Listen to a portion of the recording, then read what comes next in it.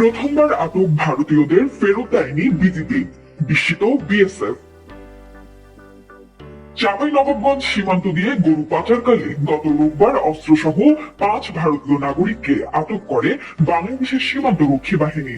এরপর বিজিবির সঙ্গে কয়েক দফা পতাকা বৈঠক হলেও তাদের ফেরত দেওয়া হয়নি বলে জানিয়েছে ভারতের সীমান্তরক্ষী বাহিনী।